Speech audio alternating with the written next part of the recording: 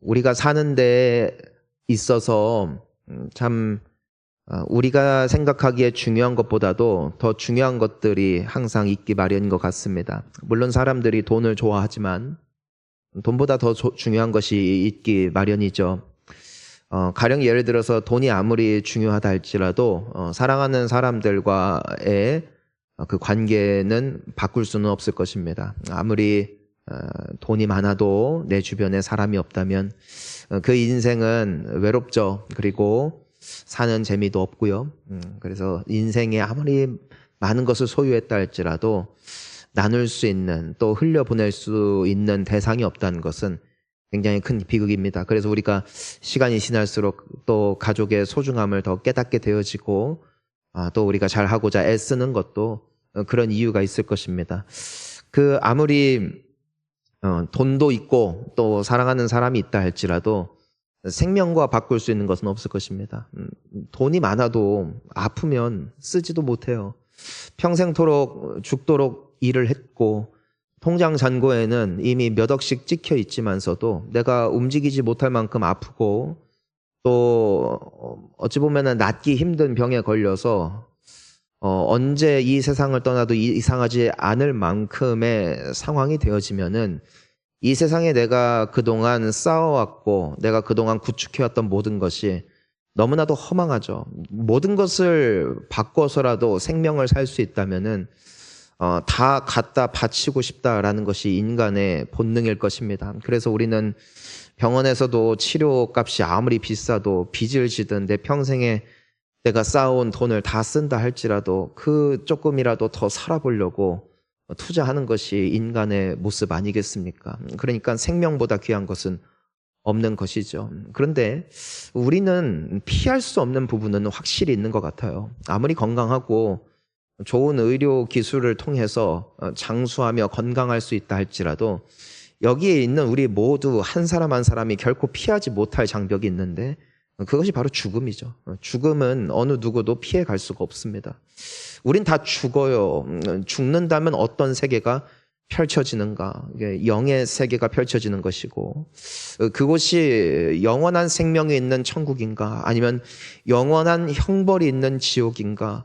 이것이 결국 우리에게 있어서 가장 큰 화두요 또한 과제가 되는 것입니다. 여러분 아무리 세상에서 성공했어도 나의 영혼이 갈 곳이 영원한 형벌이라면 그곳이 불타는 지옥이라면 그 인생이 어찌 성공했다 할 수 있을까요? 반대로 내가 이 땅에서 설령 좀 억울하게 살았고 좀 남들보다 부족하게 살았다 할지라도 그 인생의 끝 이후에 펼쳐질 세상이 영원한 생명이라면 그 인생은 잘 산 인생 아닐까요? 전도서를 보면은 인생의 지혜를 잔치자리가 아닌 장례식에서 배울 수 있음을 우리에게 말씀하고 있습니다. 실질적으로 여러 장례식을 가보지만 참으로 아름다운 장례식은 이 영혼이 천국 갔음을 확신할 수 있는 장례식보다 귀한 장례식이 없어요. 이분이 어떤 기업의 회장이었다, 얼마나 많은 봉사를 했다, 얼마나 많은 사람들에게 존경받는 인물이었다, 수많은 사람들이 조화를 보내고 그 사람의 가는 행렬을 함께 행진한다 할지라도 하지만 그 영혼이 갈 곳이 영원한 형벌이라면은 그 장례식장은 결코 잔치자리가 될 수 없는 것이죠.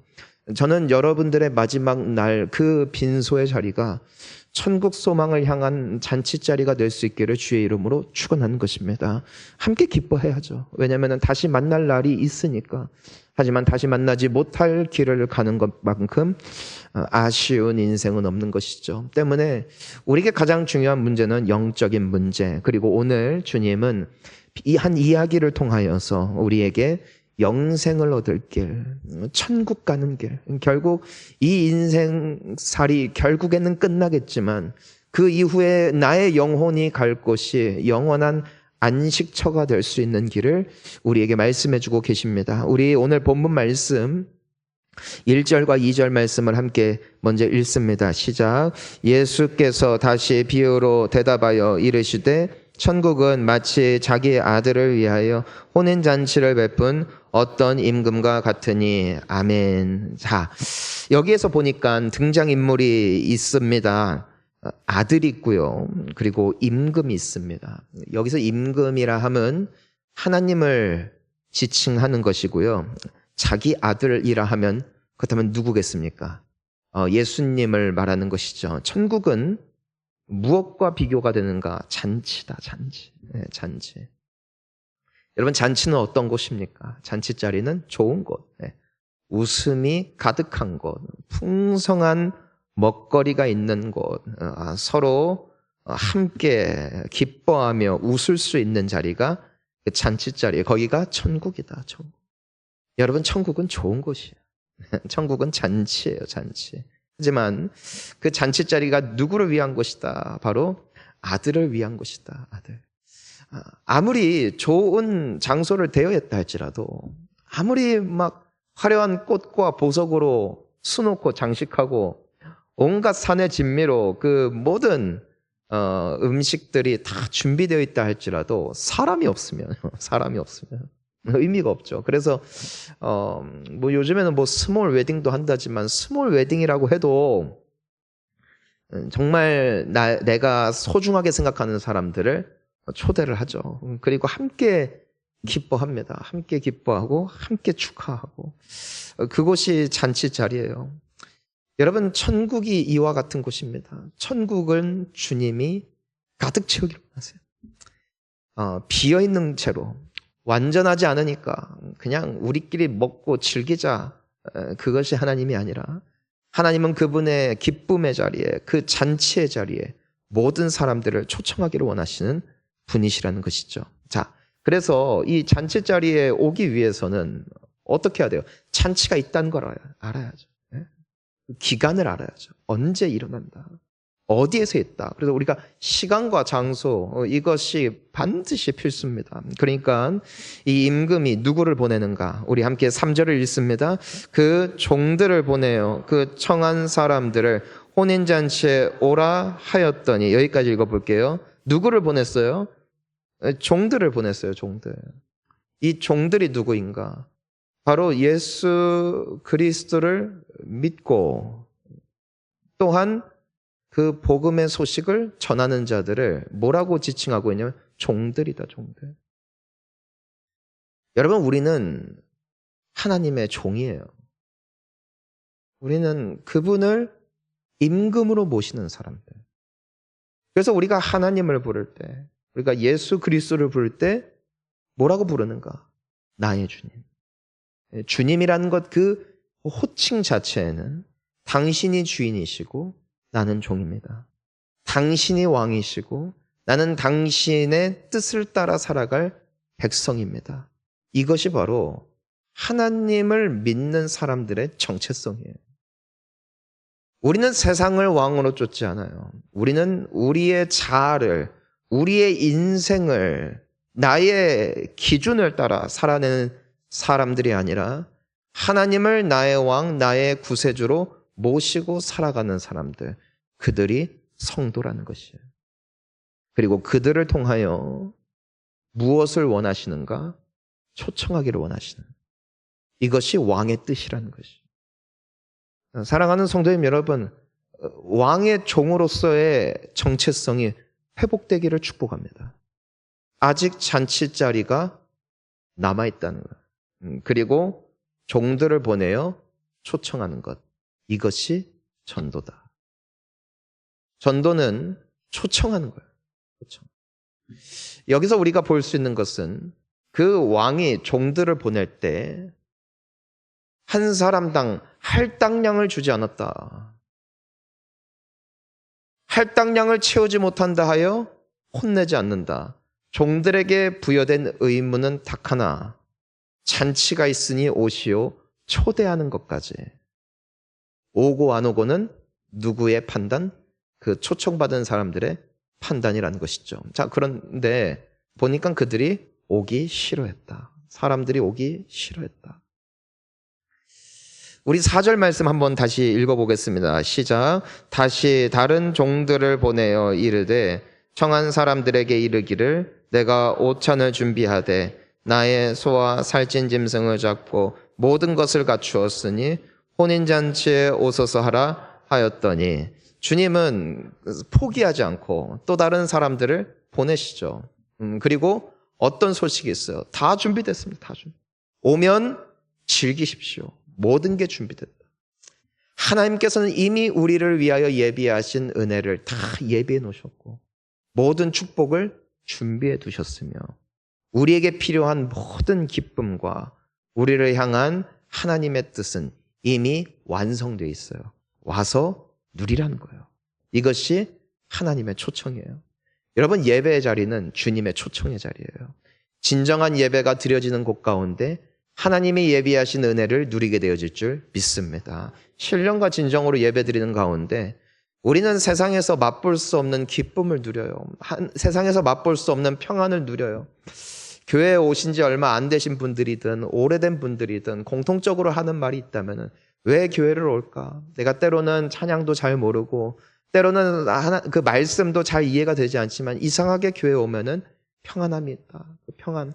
우리가 원하는 것은 평안이죠. 너무나 부조리하고 또 정말 갈팡질팡하는 이 세상 속에서는 평안을 찾기가 힘들어요. 마치 나룻배를 타고 먼 바다를 나가는 것처럼 언제 어떤 풍랑이 불어올지 어떠한 파도가 우리를 덮칠지 알 수 없는 불안정한 세상을 살아가고 있습니다. 하지만 부둣가에 서 있으면은 그 바다가 내 앞에서 세차게 파도를 치고 있다 할지라도 그 지반은 단단한 것이죠. 흔들리지 않는 것이죠. 우리의 등대 되시고 우리의 든든한 항구 되시는 예수 그리스도의 품으로 주님은 지금도 우리를 초청하고 계시는 것이죠. 그래서 주님은 다 준비하셨어요.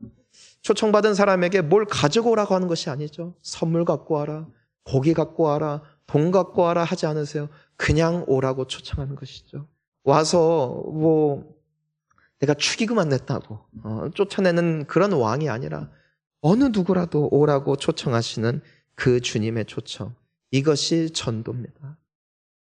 주님은 모든 이들을 구원하기를 원하시고 그분의 잔치자리는 결코 부족하지 않음을 믿으시기를 바랍니다. 자, 그렇게 했어요.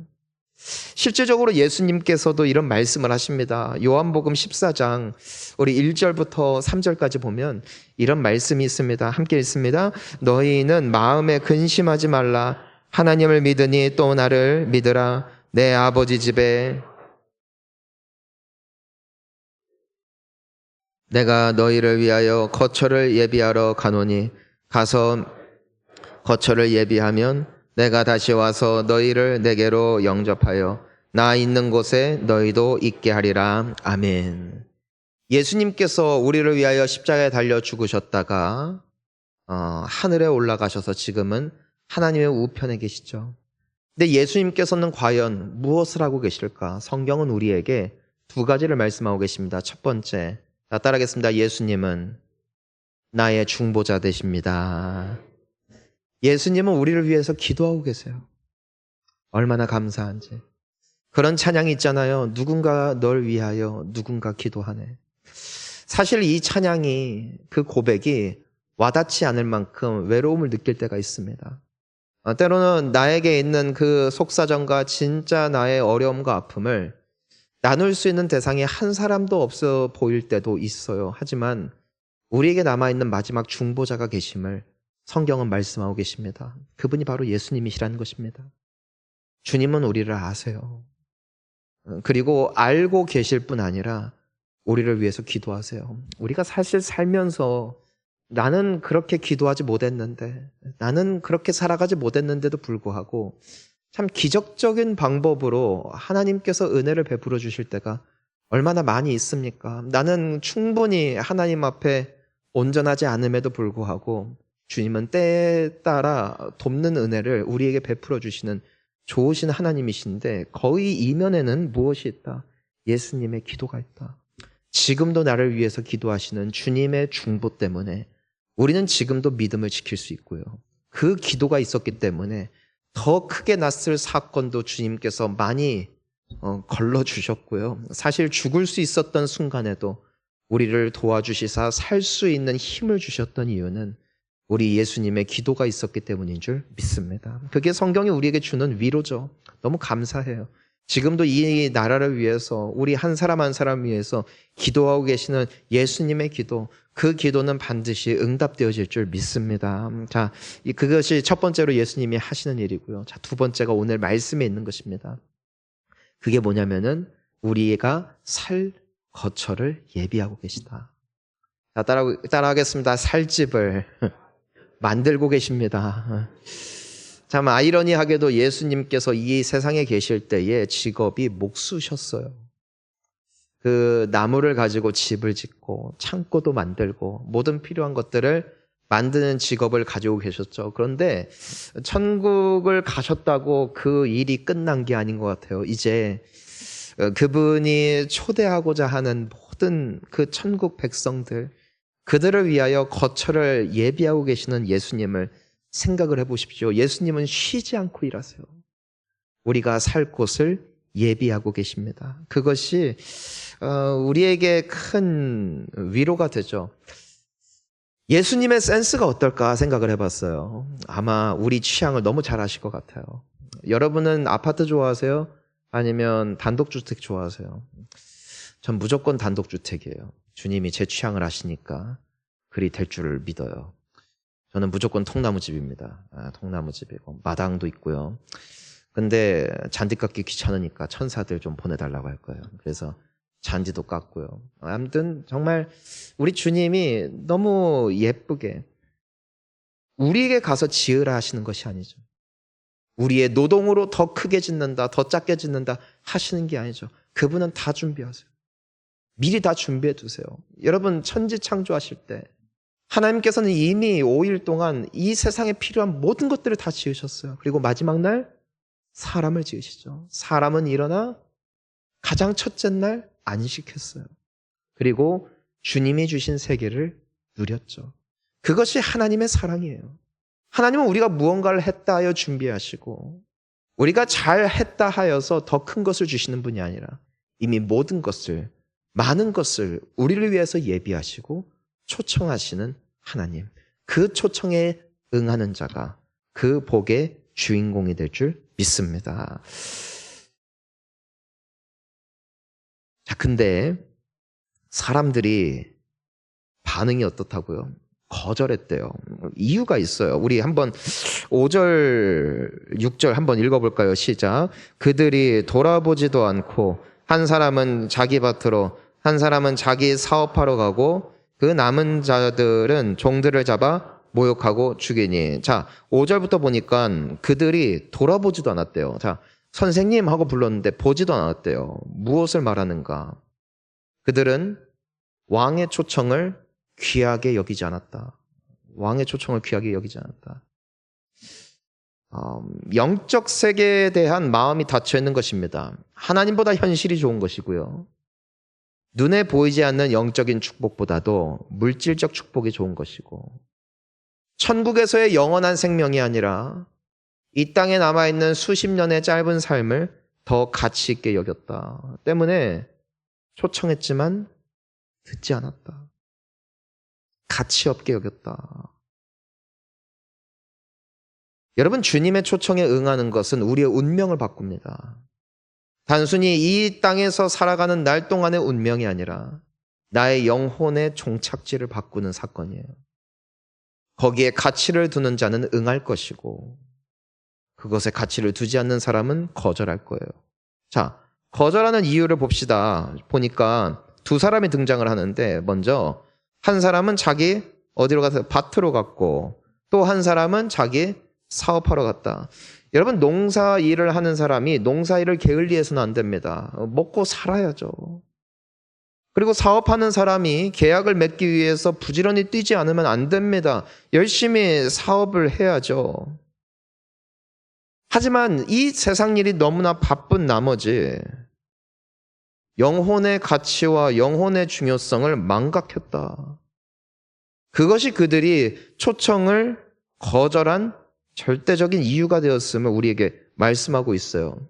관심이 있는 자, 흥미가 있는 자, 절박함이 있는 자, 그들은 받아들이지만 관심이 없는 자, 마음이 없는 자, 생각이 없는 자는 거부하는 것이 왕의 초청이었다는 것이죠. 오늘날에도 그렇지 않습니까? 내가 교회에 가야 됨을 알고 내가 기도를 해야 됨도 알고 하나님을 섬겨야 함을 알아요. 하지만 눈앞에 있는 흥정과 계약과 또 그 사람들이 나에게는 훨씬 중요한 가치로 여겨지기 때문에 그것들을 우선시하게 되는 것입니다. 그리하여서 이들은 왕의 초청을 거절하는 것이에요. 근데 성경은 우리에게 이런 지혜의 말씀을 주십니다. 야고보서 4장 13절부터 보면은요. 함께 읽어볼까요? 들으라, 너희 중에 말하기를 오늘이나 내일이나 우리가 어떤 도시에 가서 하는 자들아, 내일 너희가 알지 못하는도다. 너희 생명이 무엇이냐? 너희는 잠깐 보이다가 없어지는 안개니라. 아멘.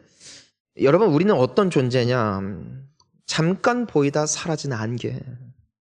여러분, 인생은 순식간에 흘러가요. 그런데 그 마지막 날이 언제인지를 우리는 알지 못해요. 그날이 예비된 자가 복됩니다. 그날 예수 그리스도의 초청을 받은 자는 영원한 천국 잔치집이 열리는 날이 될 것이고, 하지만 그 초청을 거부한 자들은 들어가지 못하죠. 살면서 중요한 게 어디 있냐는 것이죠. 여러분, 주님의 초청을 받아들이십시오. 왕의 초청을 거부하지 마십시오. 예수만이 나의 구원자요. 그분이 나의 왕이심을 고백하고 영접하는 자는 하나님의 자녀가 되는 권세를 입게 될 줄 믿습니다. 그리고 그들은 영원한 생명의 문에 들어가게 되는 것이죠. 초청은 받는 거예요. 나의 의가 아니라 그리스도의 의로 말미암아 나는 정결케 되어지고 나음을 입을 것이고 새롭게 될 줄 믿습니다. 때로는 우리가요, 신앙생활을 할 때 그 신앙의 초점이 이 땅에 맞춰져 있을 때가 있어요. 그렇지 않아요. 신앙의 초점은 하늘을 향해 있는 것입니다. 우리는 이 땅을 지나가는 나그네일 뿐이에요. 이 지나가는 인생 성공해서 뭐예요? 빨리 지나가고 잘 살다가 지나가고요. 영원한 나라에서 비로소 진정한 삶이 시작되는 거예요. 일시적인 삶에 나의 모든 것을 드리는 자는 일시적인 삶과 함께 쌓아온 모든 것이 사라지는 것이에요. 하지만 영원을 위하여 쌓아놓은 인생은 일시적인 인생과 함께 사라지는 인생이 아니라 영원한 나라에서 영원한 기쁨을, 영원한 상급을 누리게 될 줄 믿습니다. 그러니까 우리는 세상을 살면서는 어떤 부분에 있어서 손해를 보는 거예요. 물질적으로, 시간적으로, 또 명예에 있어서나 손해를 볼 수밖에 없어요. 왜요? 우리의 가치는 천국에 있기 때문에. 사람들이 말하는 대로 반응하지 아니하고 사람들이 사는 대로 그대로 살지 않잖아요. 하지만 그 인생은 결국 웃게 될 것이다. 그게 주님의 약속이죠. 천국 소망 회복될 수 있기를 주의 이름으로 축복합니다. 자, 근데 여기서 끝이 아니에요. 자, 세 번째 사람이 있어요. 아까 6절을 보니까 뭐라고 돼 있어요? 남은 자들은 종들을 잡아 죽이고, 모욕하고. 오늘날에도 예수를 믿는 이유로 핍박받는 사람들. 사실 이 종들을 죽였잖아요. 종들이 누구라고 했어요?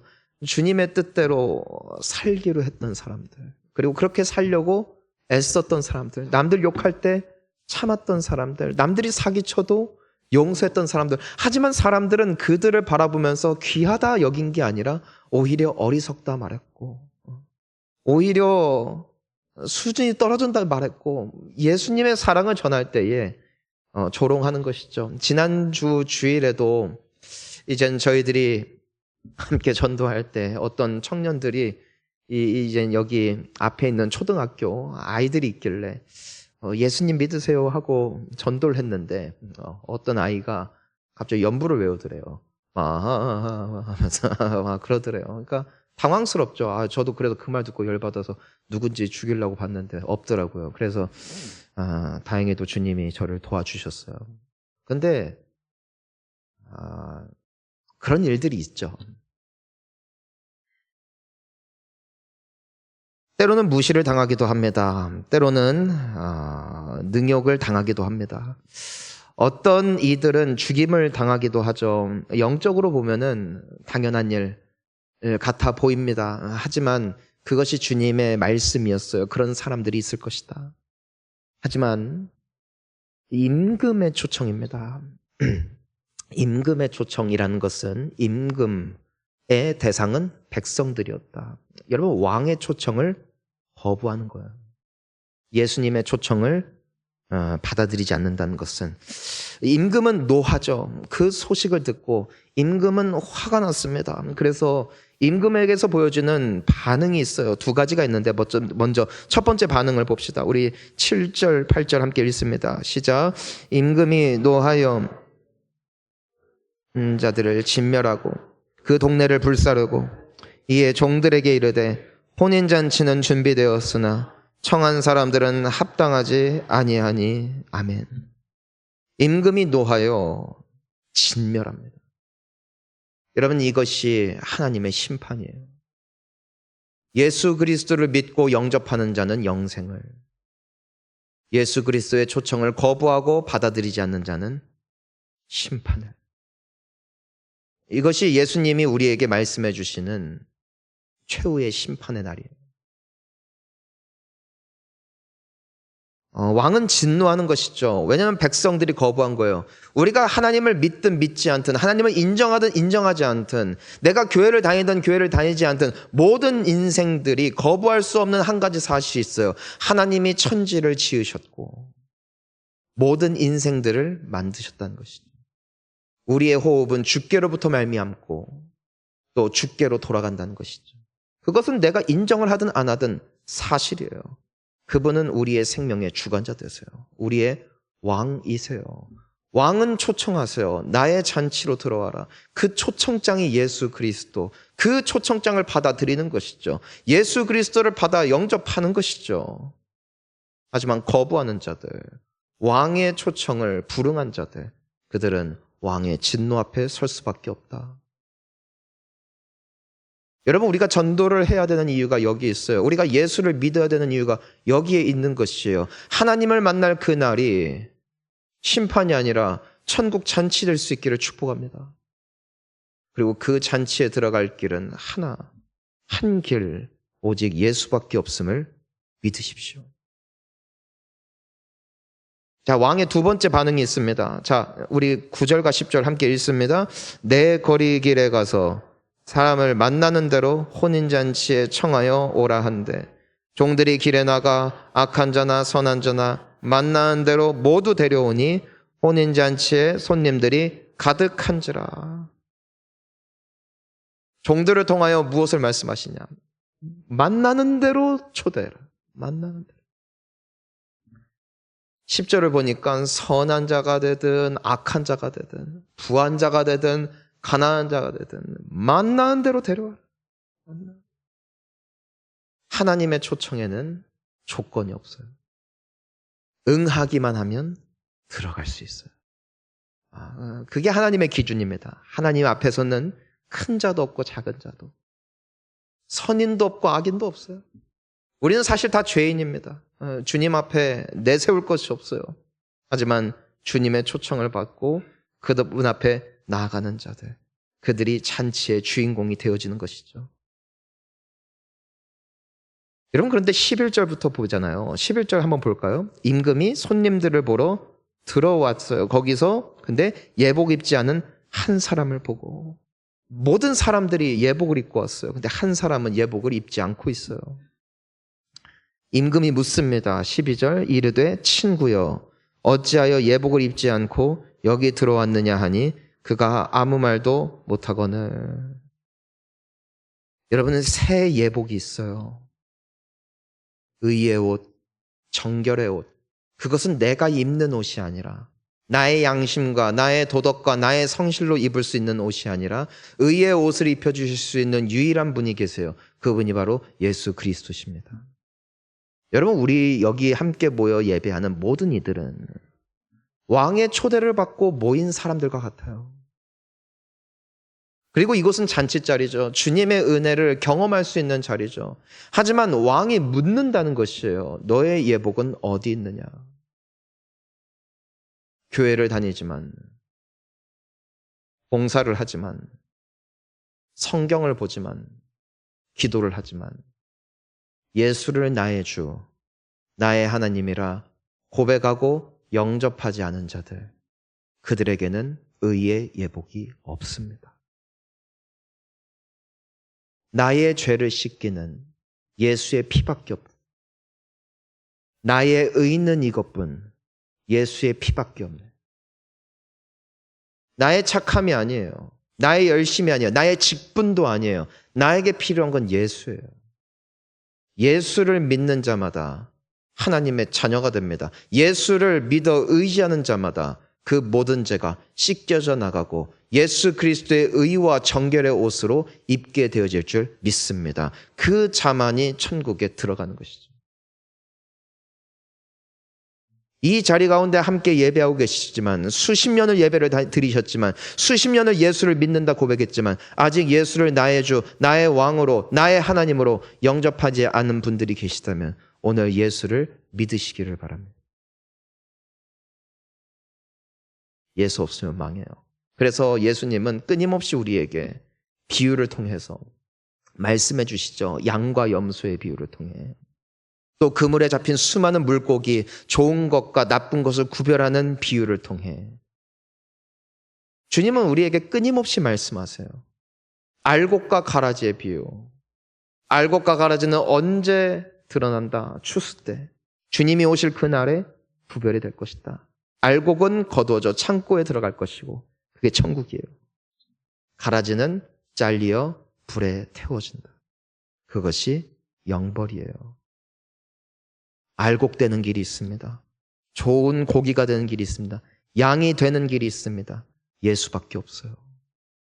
예수를 믿으십시오. 예수를 영접하십시오. 예수를 힘입어 사십시오. 그분이 나의 왕이심을 고백하십시오. 그리고 그분의 뜻을 따라 사십시오. 그것이 구원의 길입니다. 13절입니다. 함께 읽습니다. 임금이 사원들에게 말하되 그 손발을 묶어 바깥 어두운 데에 내던지라. 거기서 슬피 울며 이를 갈게 되리라 하니라. 교회를 다녔지만, 예수를 알았지만, 말씀도 들었지만, 그 잔치자리엔 갔지만 예복이 없어 던져지는 이 안타까운 사람. 교회를 다니다 보면은요, 착하고 봉사하는 마음으로 교회에 오는 분들도 계시고요. 그분들 중에는 예수를 나의 구원자로 믿지 않는, 영접하지 않은 분들도 계심을 보게 돼요. 오늘 이 말씀이 우리에게 찔림이 되어지고, 오늘 이 말씀이 우리에게 도전이 되어져서 정신 바짝 차리고 그날을 예비하는 우리가 되어야 할 줄 믿습니다. 한 사람도 버림받으면 안 돼요. 여러분 절대로 그 길을 가서는 안 될 것입니다. 요한복음 17장 3절 말씀을 함께 읽어볼까요? 영생은 곧 유일하신 참 하나님과 그가 보내신 자 예수 그리스도를 아는 것이니이다. 아멘. 영생 얻으시기를 축복합니다. 그분을 알기를 힘쓰십시오. 그분을 예배하고 그분을 힘써 붙잡으십시오. 나의 힘과 의로 살지 마시고 그리스도의 의와 그분의 능력으로 사는 삶이 되시기를 주의 이름으로 축복합니다. 마지막 14절을 읽습니다. 청함을 받은 자는 많되 택함을 입은 자는 적으니라. 우리는 다 청함을 받았어요. 오늘도 예수님의 초청을 받고 있어요. 하지만 택함을 입은 자는 적대요. 누구든지 믿는 자는 구원을 얻으니. 초청을 거부하지 마시고, 인생은 짧으니 이 삶을 위함이 아니라 영생을 위해서 사시고, 세상은 헛되니 천국 소망 품고 사는 우리 모두가 될 수 있기를 축복합니다. 그리하여 나도 살고 또한 우리 주변에 있는 많은 이들을 그 유일한 길이요 진리요 생명 되신 예수 그리스도께로 인도할 수 있는, 또한 그 종들로서의 전도자의 삶이 회복될 수 있기를 예수님의 이름으로 축원합니다. 함께 기도하시겠습니다.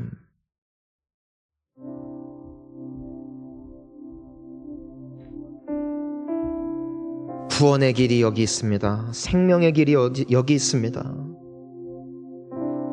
교회를 들락날락하고 내가 찬양팀을 섬기고 성가대를 섬기고 교사로 섬기고